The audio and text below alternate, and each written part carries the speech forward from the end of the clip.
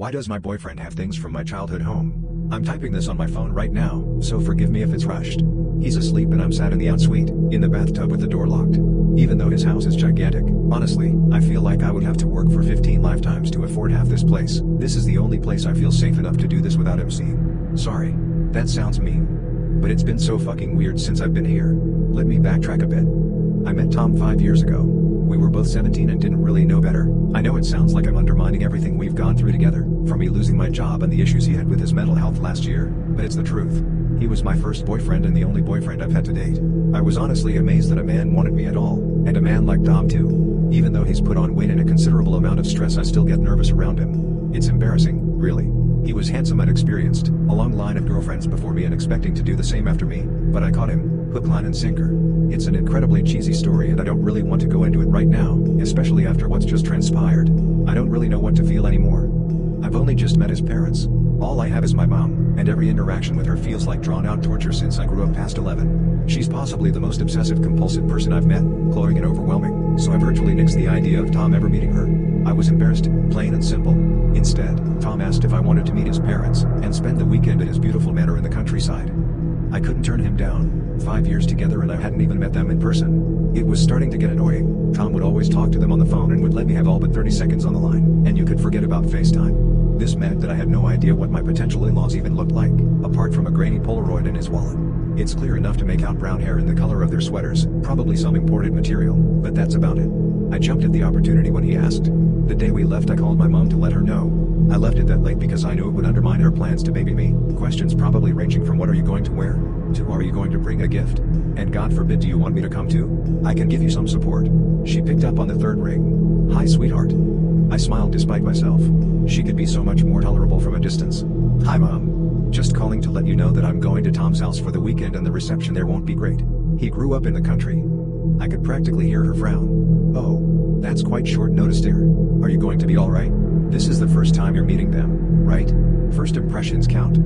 At this point, we were loading the luggage into the car and locking up the apartment, and I really wasn't in the mood for a lecture at the big age of 22. Yes mom, don't worry about me. I need to go now, we're trying to beat the rush hour traffic. Bye now. And with that, I cut her off. How I wish she was here with me now. Tom drove the way there, the full 3 hours, and I was dead asleep. I woke up to the sound of tire on gravel as we pulled into his beautiful driveway, which was framed with flowers. His parents were stood on the doorstep, waiting for us. I remember that my first impression was that they looked like the twins from The Shining, due to their identical stance and similarities in sweaters. I brushed this off as a sweet old person thing as we got out of the car, trying not to show my nerves too much. To my immense relief, they smiled at me warmly. You must be Emma.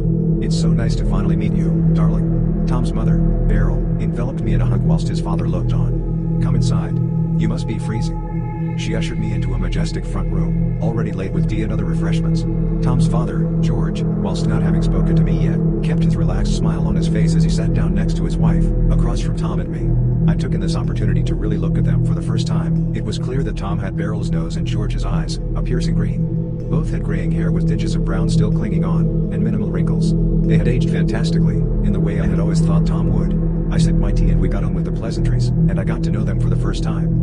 Both were wealthy retirees in this manor, and the acres of woodland around them set the scenes for Tom's idyllic childhood. Despite being the only child, he amused himself by exploring, whether indoors or outdoors.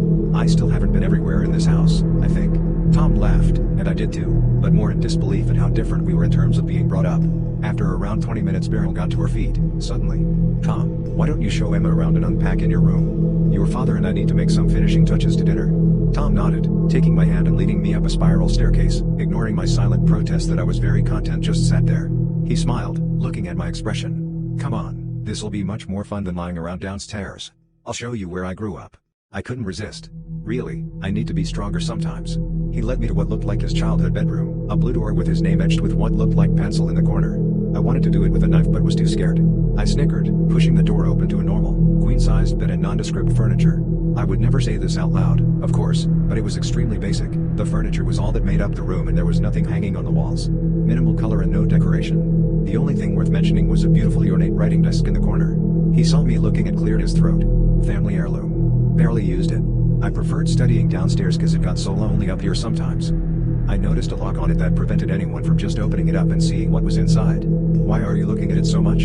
I turned and faced him. His face was uncomfortable but he hid it well. I only knew this because I know him. No reason. Just has a lot of character. I changed the subject, feeling like we were in sensitive waters. Where next? Half an hour later, after seeing the extensive first floor, Tom promising me to show me the next two, and extensive grounds, over the course of the weekend, we settled down for dinner. It was a normal roast, but I could tell effort was put into it, and made sure to finish, complimenting both George and Beryl. George was quick to brush me off, laughing slightly. It was no matter. You're the first girl he's ever brought here, do you know that? I looked at Tom, who had gone red, and giggled. I didn't know that. For a second, and I don't really know why, George and Beryl made fleeting eye contact after I said that. I blinked and it was gone. Beryl's back straightened. I'm so glad he's found someone like you, dear. She laughed airily, and Tom shot her a slight glare, which made her laugh harder. Don't be embarrassed, Tom. My boyfriend stood up, pushing his chair back. I don't feel that hungry anymore. He threw his napkin on his plate carelessly, and proceeded to exit the dining room in a matter of seconds, going up the spiral staircase like he was 7 again. Being sent to his room. I looked back at his parents, stricken. I'm so sorry. I think it's his anxiety. We should have told you. George held up a hand, striking me dumb. For some reason, both of them looked completely unaffected and sustained their eye contact with me to the level that made me uncomfortable. It's all right. Not your fault. His tone was calm and restrained. It's good that it's just the three of us. We wanted to speak with you alone, anyway. This gave me goosebumps. Was I about to get a talking to? What had I done wrong? Beryl noticed my expression and grabbed my hand. Darling, we are going to ask you some questions. I want you to respond as truthfully as possible. I nodded, completely bewildered. George leaned forward, looking solemn. The weight of the words he was about to say seemed to rest on his shoulders. Do you feel safe when you're alone with him? I stammered. Yes, of course. We've been together for 5 years. I felt a sense of anger rise at the same time. Why ask me this now? After I've been with him for so long, and will sleep in the same room with him tonight? Beryl held my hand tighter, and I fought the urge to rip mine away. Tom can get very controlling sometimes. You're the first constant girlfriend he's ever had. We just wanted to check that everything was alright first. Bile rose in my throat, but I forced it down. Yes, I'm fine, we're fine. I admitted the fact that this was our first meeting and I had never seen their faces beforehand, or the unease I had surrounding the writing desk. I saw these as simple Tomisms, just little things that he did that I shouldn't think too much about. Thank you for your concern, but I don't think that this is necessary. He's gone through a rough patch and is just working through it, that's all. They frowned, but still nodded, quite a considerate thing to do, I realized, as my mother would probably have just pushed further. Beryl gave a tight-lipped smile. We trust you, darling. Just please be mindful. If something is off, if it seems as though he's being very secretive, then you need to tell us. I buried my thoughts the best I could. Sure. If you'll excuse me, I'll check on how he's doing. I got up and left the dining room, trying my best to block out the hushed tones behind me. He was sat on the bed in his childhood room, facing the writing desk. I stood, my back to it, and held him, a method of slowing his breathing that we had devised together. He mumbled something into my shirt. What was that? I inquired, lowering my face slightly so I could hear him better. Tom looked up, his piercing eyes meeting my dull ones.